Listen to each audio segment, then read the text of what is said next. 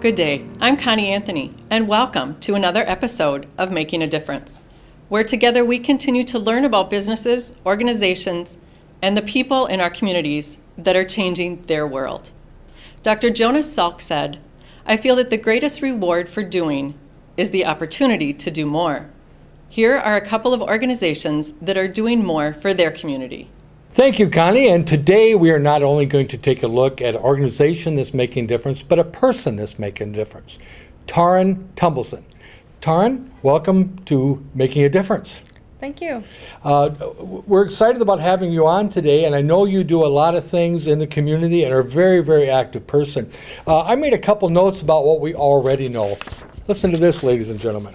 A junior at Martin County High School, active in volleyball, basketball, track, and field. She plays for the Minnesota Star basketball program based out of the Twin Cities, active in band as a section leader, jazz band, FFA, student council, the president of SAD and 4-H. She is a tutor, lifeguard, youth group leader. You know, wow, that's a lot to do. And I also know you do a lot of incredible things beyond that. So you're a very busy person. Yes, very busy. Now tell us a little bit about Operation Christmas Child. What is that? Operation Christmas Child is a Christian mission project started by Samaritan's Purse and led by Franklin Graham.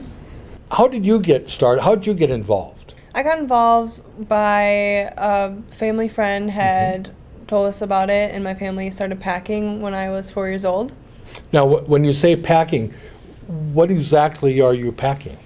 In the shoeboxes, all you need is a simple shoebox gift, and in the gift you have multiple small gifts, and you also need the desire to spread God's love. Okay. Where do they send them, or what do you do with them? The boxes are collected at relay centers and then sent to collection centers, and from there sent to processing centers, where there are 7 processing centers in the United States, so we're very lucky to have one in Minneapolis, and from there they're shipped out to poverty-stricken children around the world.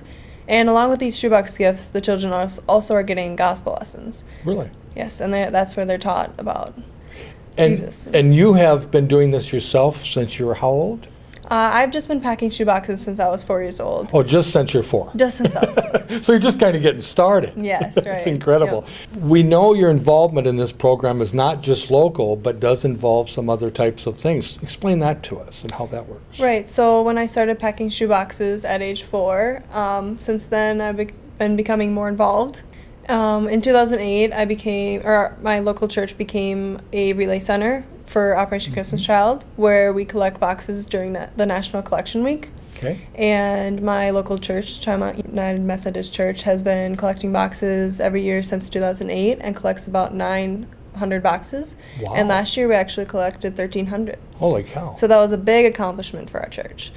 And so since then, I have been still collecting boxes and spreading the good news of Operation Christmas Child and what it does. And in 2012, I became a co-relay center coordinator with my mom. Sure. Now, what does that involve as far as your duties with that part of the program? Being a co-relay center coordinator involves just getting things organized and making sure you have workers for the 7 days of the week that you are open. And so that everything goes well, you organize the boxes into larger boxes to be sent out to the collection center, which we send them out to Worthington. And from there, they go to the Minneapolis Processing Center. So when I was 13 years old, which is the youngest you can be to volunteer there, I volunteered for my first time. And basically at the processing center, you sort and you organize the boxes before they're sent out to the countries. Sure. What are some of the countries these are sent out to? Last year, our boxes were sent to Zambia, India, Bangladesh. Now, taking this a step farther, I understand something else happened and involved you as far as some travel, possibly? Right.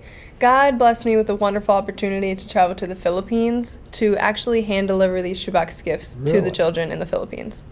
So tell us a little bit about that experience and how long you were there and such. While I was in the Philippines, we had a Samaritan's Purse youth team there, and that was 18 individuals, where we handed out shoeboxes in various schools and small villages.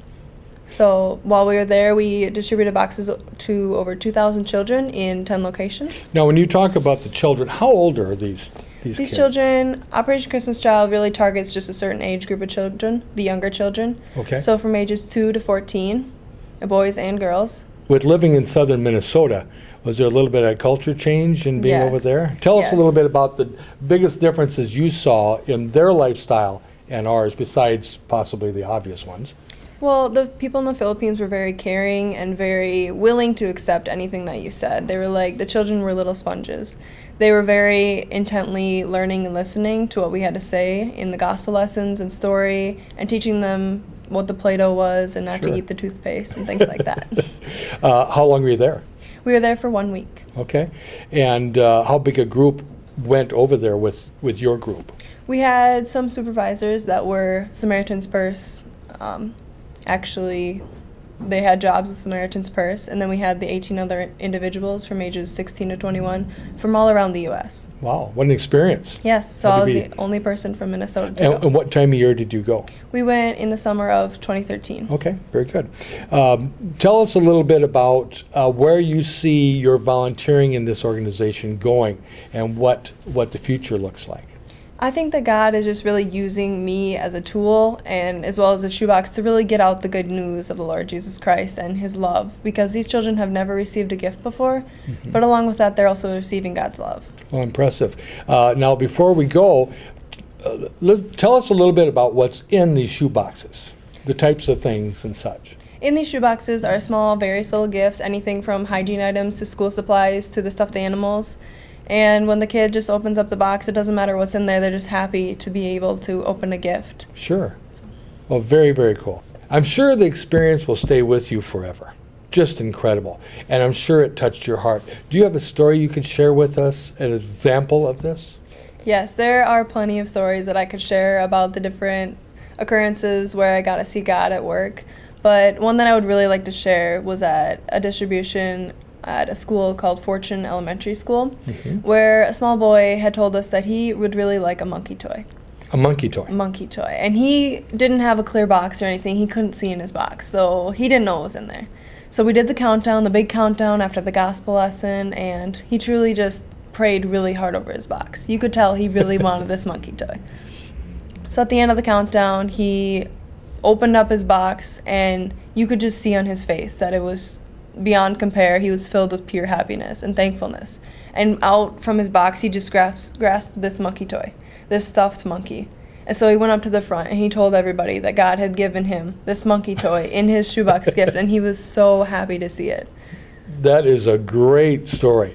And now some of these kids, do you ever plan to visit this part of the country and this world again and see some of these people again? That would be a great opportunity Sure. to go back to the Philippines. I'm not sure if I will. I would love to, but seeing the children for the last time take the last distribution, I knew that this girl that I had spent most of my time with at that distribution, I would never see her again. Sure. But it was okay because I knew that God was with her and that God loved her and that she knew that now and that she would be better with God and knowing that God is always there for her.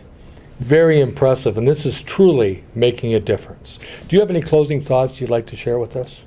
I would like to say that whatever God plants in your heart to put in a shoebox that's what you really should put in a shoebox. Whether it's 23 pencils or 2 stuffed animals, that's what God has put on your heart to put in a box. And it doesn't quite matter what's in the box as long as it's appropriate, but the most important thing to put in a box is prayer, because prayer truly gets the box there and gets the mission done. This Operation Christmas Child truly cannot function without the gift of prayer.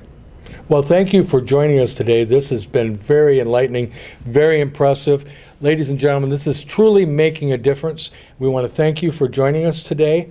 This has been Jeff Rouse for Making a Difference. We'll see you next time. We salute these and all organizations that are truly making a difference in our communities. This has been Connie Anthony, and we will see you next time on Making a Difference.